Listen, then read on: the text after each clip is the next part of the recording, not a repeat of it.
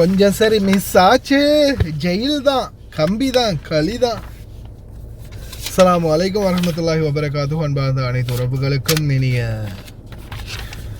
மதிய வணக்கம். பாருங்க, ஹாஸ்பிட்டல் இன்றைக்கி வந்து நாங்கள் மெடிக்கல் ட்ரீட்மெண்ட்டுக்காக, அதாவது வீட்டில் வேலை செய்யக்கூடிய சகோதரிக்கு வந்து உடம்பு கொஞ்சம் அசதியாக இருக்குது, சரியில்லைன்னு, உடம்பு முடியலைன்னு ஹாஸ்பிட்டலுக்கு கூப்பிட்டு போனோம். சரியா? அதுக்கப்புறமா இடைக்கிட இந்த மாதிரி வருத்தம் வருது, கொஞ்சம் குளிர் ஜுரம் மாதிரி வருது, வேலை கூட மெயினான விஷயம் அதுதான். வேலை ஓவராக செய்கிறதால அந்த கை கால் வலி, உடம்பு வருத்தம். அப்போது ப்ளட் டெஸ்ட் எடுக்கணும், உடம்பு ஃபுல் பாடி செக்கப் ஒன்று பண்ணணும் அப்படின்ற மாதிரியும் ரிக்வஸ்ட் வச்சோம் டாக்டர்கிட்ட. இதில் பார்த்திங்கன்னா அந்த உடம்பு வலிக்கு ஒரு இன்ஜெக்ஷன் போடுறதுக்குரிய துண்டு முதலாவது தந்தாங்க. சரியா? அது ஒரு தினார் தான். அதே மாதிரி அந்த ஒரு தினார் பேமெண்ட்டில் பார்த்திங்கன்னா இது கேஸ்ட்ரிக் எனக்கு தான். இது அந்த சிகப்பு கலரில் இருக்கிற மாத்திரை இருக்குது தெரியுமா, கடிச்சு சாப்பிட்றது, கேஸ்ட்ரிக்கு. அது அவங்க பேரை சொல்லி நான் வாங்கிக்கிட்டேன். அவங்களுக்கு கேஸ்ட்ரிக் இல்லை, கேஸ்ட்ரிக் டேப்லெட் கொடுங்க டாக்டர் அப்படின்னு சொல்லி அதை வாங்கிக்கிட்டேன். அதுக்கப்புறமா அவங்களுக்கு இன்ஜெக்ஷனும் போட்டு 2 விதமான டேப்லெட், ஒரு இந்த இது என்னது மவுத் வாஷ், ஆமாம் மவுத் வாஷ்ன்னு நினைக்கிறேன், அது கொடுத்துருக்குறாங்க. மவுத் வாஷும் இது 2 கொடுத்துருக்குறாங்க. டேப்லெட் 2 பேனடோலும் அதுக்கப்புறமா இன்னொரு வகையான டேப்லெட் கொடுத்துருக்குறாங்க. உடம்பு வலிக்கு கொடுத்தது இது தான். ரெப்பிடியூஸ் 50 கொடுத்துருக்குறாங்க. டிக்ளோஃபெனக் பொட்டாசியம், இதுதான் அவங்க கொடுத்துருக்குற மருந்து. சரியா? உடம்பு வலி, சும்மா ஜஸ்ட் உடம்பு வலிக்கு இன்ஜெக்ஷன். அதே மாதிரி இன்னொரு முக்கியமான விடயம், நான் அந்த வீடியோ ஒன்று போடுறேன் பாருங்கள். சரியா? என்ன காரணம்னா, இந்த நான் ஆல்ரெடி உங்களுக்கு ஒரு வீடியோ ஒன்று போட்டிருப்பேன். ஐடி வேறு யாருடையாவது அக்காமாவை எடுத்துகிட்டு ஹாஸ்பிட்டலில் மருந்து எடுக்க போனீங்கன்னா மாட்டிக்குவீங்க அப்படின்னு. அதே போல் அங்கே போனதுமே பேர் என்ன, எந்த நாடு நீங்கள், பேர் அவங்க பேர் ஷக்கீலாவா, முஸ்லீமா? அது வந்து சும்மா இதுக்கு கேட்குறாங்க, அதாவது கன்ஃபர்மேஷன் பண்ணிக்கிறதுக்கு உண்மையிலே இவங்க தானா, பேர் என்ன, உங்களோட ஃபுல் பேர் என்ன,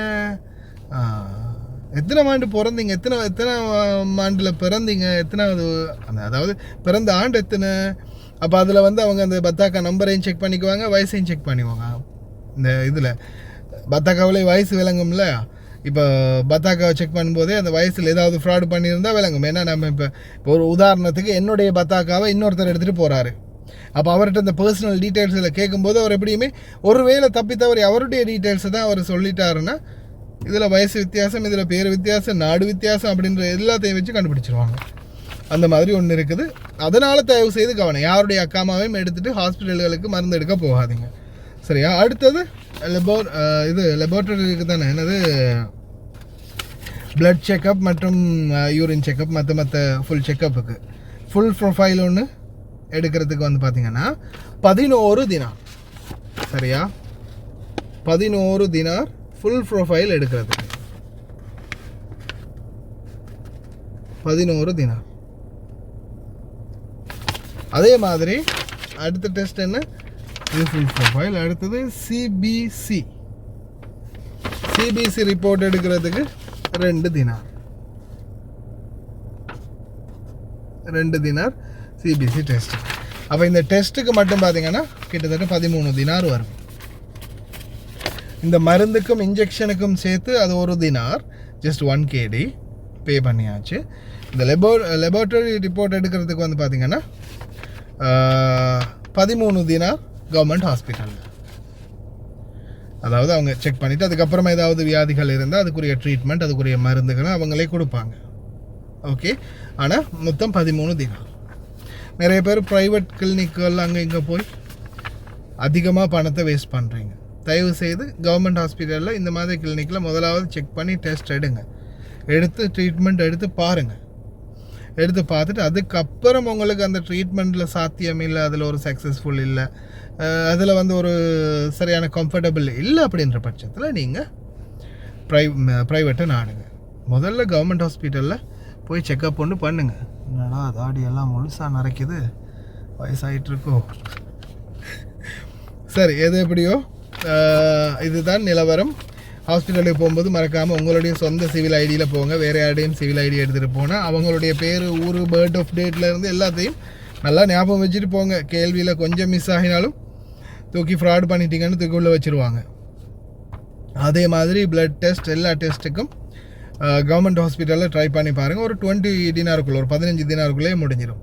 அதே மாதிரி இந்த மாதிரி டெஸ்ட் ஒரு வேளை எடுத்து அதோடைய அமௌண்ட் எவ்வளோன்னு கேட்டிங்கன்னா இவ்வளவு தான்றதை நல்லா தெரிஞ்சுக்கோங்க.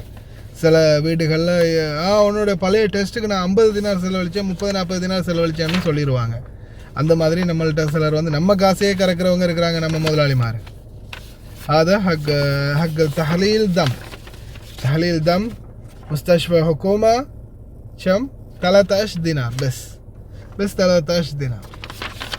هذا أول واحد إبرة ودواء يعطوا الحين بس دينار. هذا دينار دفع دينار. خد تحليل دم حق هذا كلمنا دكتور كاو هذا بس أعطوه ورق بس 13 دينار. அரபியில் சொன்னதுக்கு காரணம், அப்போ சில நேரங்களில் உங்களுக்கு இந்த மாதிரி ஏதாவது ஃப்ராட் பண்ண போனாங்கன்னா காட்டினீங்கன்னா உங்களுக்கு ஈஸியாக இருக்கும். அதே மாதிரி இந்த மாதிரி டெஸ்ட் எடுக்க போகிறதா இருந்தால் வந்து 12 மணித்தியாலம் ஃபாஸ்டிங், 12 மணித்தியாலம், அதாவது 12 மணித்தியாலத்துக்கு நீங்கள் தண்ணியோ சாப்பாடோ எதுவுமே குடிக்காமல் தான் போகணும் இந்த செக்கப்புக்கு. ஓகே, ஞாபகம் வச்சுக்கோங்க. ஹாஸ்பிட்டல் போகிறவங்களுக்கு இந்த தகவல் யூஸ்ஃபுல்லாக இருக்கும்.